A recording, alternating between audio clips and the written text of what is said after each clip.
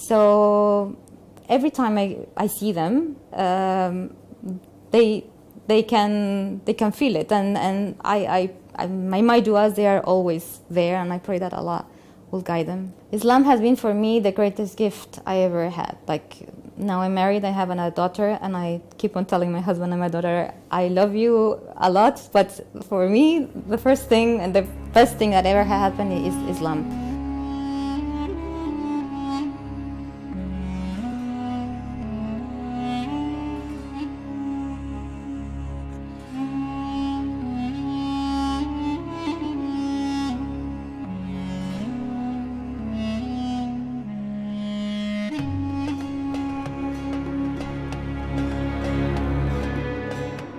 And then the second?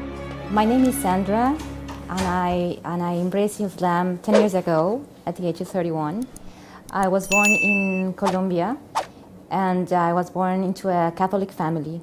Since a very young age, I was very involved in the church, and especially in the choirs. At the age of 6, I started singing in all the Christmas events and Easter events, and I was pretty much into it. And that's how my life developed. I was very close to the church, especially anything that had to be with music, I was into it. I joined a choir, a children's choir, and I was being always active in the church.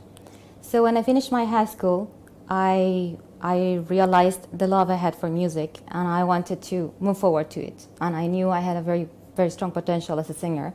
I had been done a lot of solo singing in classical repertoire.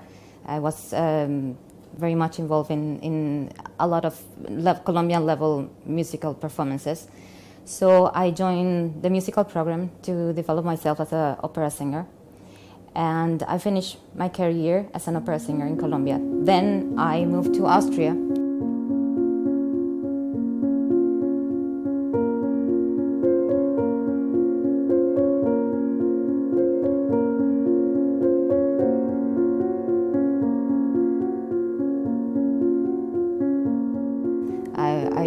I was accepted to enter in the Vienna Conservatory, and then I was exposed for the first time to what the real life of music was.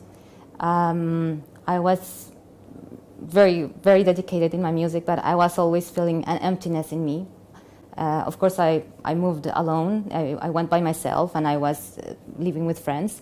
But always my family was not there, so I would always feel like I had the voice of my family and telling me, keep connected to your faith.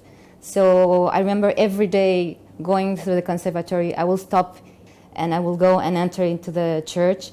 And I remember my impression going inside and seeing all these statues and seeing people mainly with white hair. You would rarely see young people there. Although the places were amazing, it was really like a piece of art, but there was no soul inside of them. But I just wanted to keep connected to my family and to what I was as a child, connected to the church. So I will keep on going. And I remember going inside the church and feeling like, okay, this Mary looks beautiful today. Let's put a candle here and make a prayer here. And the next day I will go to another church, and maybe it was a church with the name of a saint. So I will go and pray to the saint. And it was just, starting to feel like it's really confusing. When you are out of the environment where you are grown, you start to make your questions and start to think outside of the box. And as much as I wanted to keep connected to God, because that's how I was raised, I was feeling there were many things that were not clear to me, and there were many questions that were opening up, and I wanted to understand.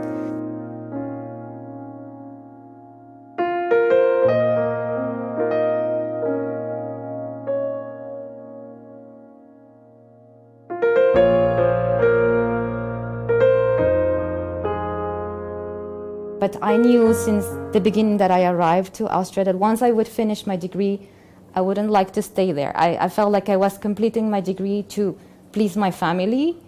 I grew up feeling that I wanted to please everybody, and I felt that with my singing, I made many people happy. I could bring peace. I could make a religious event, a wedding, beautiful, Sometimes after the wedding, people wouldn't say how nice the priest spoke, but how beautiful the music was. It was like music was the center of the faith. Like people were going to the church looking to being satisfied with the music.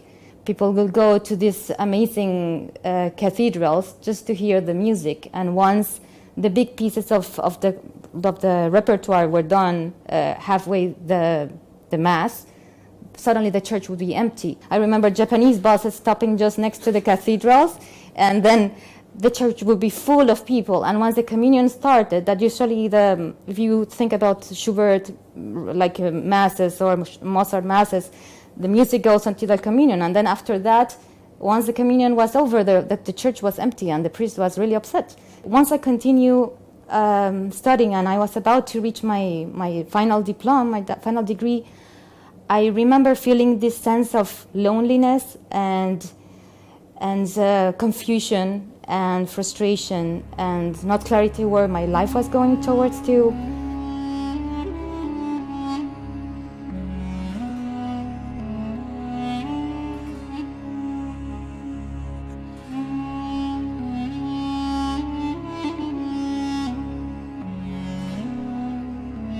I was raised to be somebody helpful in the society, very caring, very loving. My family has done amazing charity work, and I grew up with all that. And then I would see how the behavior of people in the music world was the opposite, environment of one pushing the other one or doing things that were not right in order to show or to glow. And I couldn't see myself doing that. It was very difficult because I knew there was a big expectation behind what I was doing. So I remember very well, maybe 2 months before finishing my degree, and going, like it was late, and I remember this prayer I did. And that day, I felt for the first time I'm not praying to a saint or to the Virgin or to Jesus. I felt I was praying with the real, truly God. And I was saying, please guide me. I'm completely lost. I don't know what I should do with my life. So please guide me. And it was a very truly do a prayer for guidance. And I had the opportunity at that moment either to go to Spain and join an aunt or to apply to move as an immigrant to Canada.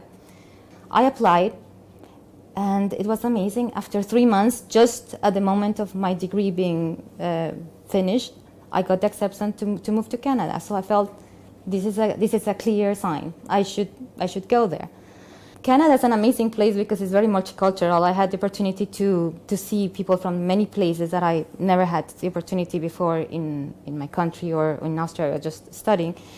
And I got in touch with Muslims and at an event, a multicultural event. And there they start asking me about my faith. I felt I have to be strong, and I know I have my doubts, but this is who I am. So I would try to repeat what I was raised up having to say. But then, of course, as a diplomatic way, if somebody had asked me about my religion, I had to ask back. So it was the first time I was encountering Muslims, and so I was asking, okay, so what do you believe in? I didn't know anything about Islam, and I was amazed to know that in Islam, Maryam, the Virgin Mary in Catholicism, was a very important woman, one of the 4th most important women in Islam, and that Jesus, Isa, was a very important prophet, and that they had the same prophets that I grew up knowing in the Christianity.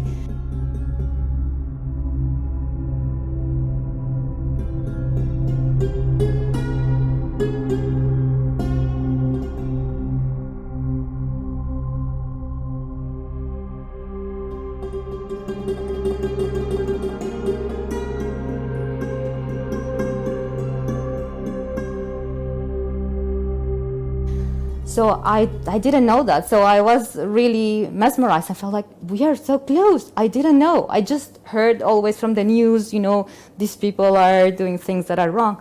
So I started to want to know more about Islam. I remember going to the priest in the university and asking him, what do you think about these questions I have? And I felt there was no answer. And then if I would go to Islam, I would see like it's so clear and pure, and everything is there. It's so close, but it completely started to answer all my questions. So Ramadan was coming soon. Very blessed to be invited to a mosque for an iftar, and it was going to be Tarawih after. And since the communities are small, people will come for the iftar, and then they will stay until the prayer of Tarawih. So I remember going for the iftar, and I remember how these ladies who had been fasting for a whole day would give me food first, and I was like very impressed how people were not just jumping, they were doing a prayer before eating.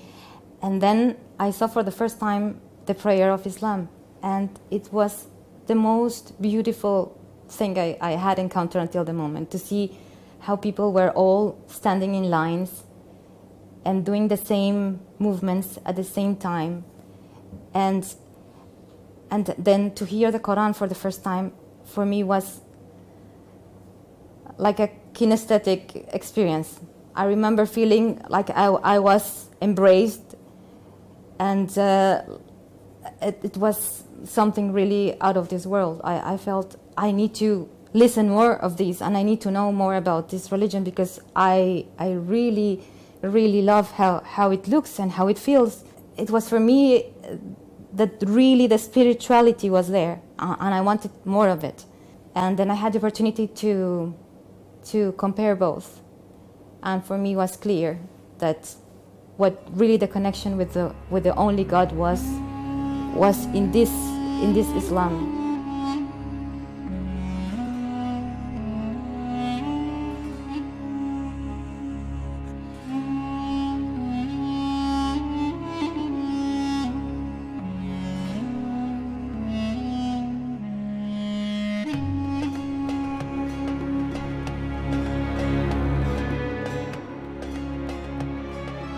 So once I came back from Colombia, I had to do my shahada. That was for me. It was for me very clear. It took more or less like a year, or like less than a year. But then it was just the beginning. You know, you need to learn so many steps, and you need to give yourself time. And of course, I didn't tell my family right away. I started chatting with them, especially with my brother who was present in Canada, then my parents over the phone. I would just throw questions, and then of course they start saying that there was something happening with me because I was making questions that I didn't do. And see, Jesus, did you know that Jesus is so important in Islam, but he's a prophet? Did you know that God doesn't have to die to forgive us? It's everybody's responsibility to perform in this life to gain heaven. It's not granted that because somebody does something for you, that means that you're going to go to heaven. Like, it's really up to each one. So they started to see that I was questioning myself, and in my path I was questioning them. So, but it took me a year to tell them about my conversion. And once I told them, which for them was almost like, at that point, my brother already knew, because he would see me, and I was, going to the Islamic centers and meeting with people. And so he saw, obviously, my change. And then I told them. They kind of accepted, but I felt I need to do something, even for the people in my environment, to see that I'm truly meaning my conversion, my new faith. I have to put a hijab on. I remember telling a friend, next Ramadan, I will start wearing hijab. And then she told me, why do you have to wait until Ramadan? And I remember coming back home and, yes, why do I have to wait? And I started reflecting on it, and I said, very good, to show that Islam was good. So it was like a protection of myself if I were to do something that it was not, not accepted. I would remind myself, I have the hijab, I need to be good. So alhamdulillah, they accepted me, they respected me. Mainly with my mom and my father, I had a lot of opportunities to talk about it in detail. With my brothers and sisters, there's more like an acceptance. At the beginning of my conversion, I felt like I had to talk with everybody. I need to tell everybody has to be Muslims. And then I realized everybody needs a time, and it's only Allah who guides. And through my behavior, I do more than through speaking out.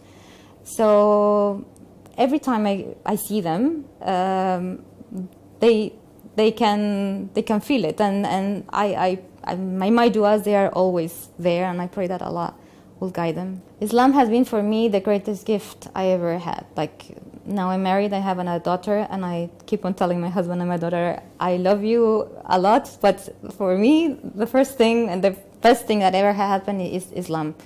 It completely took away all the questions I had and all the anxiety I had, and gave me this peace and this light and this clarity that I didn't have before. I guess for me, the main concern was that I felt I have to give up my music, because I felt I couldn't deal with music and Quran at the same time. So there was a big transition there, but I ended up giving up music, and I completely never missed it after that.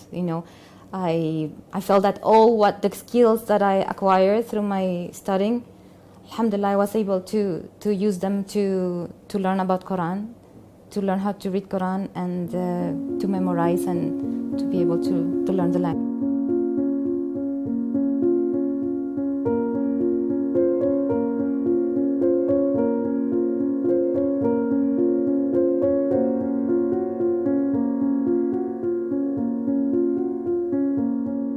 You and me and everybody and everything around us was born to submit to the Creator.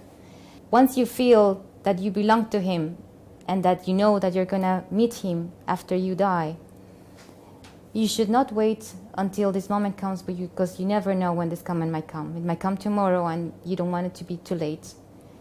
And the reward of being a Muslim is so much greater than all the difficulties that you might face in your transition. It is actually very, very easy if you hold yourself to Allah, and He will make everything easy for you. Just put your trust there. He will make the path for you. Sincere prayer to Him from the deepest place in your heart, and that will bring the clarity, and that will give you the strength that you need in order to make your decision.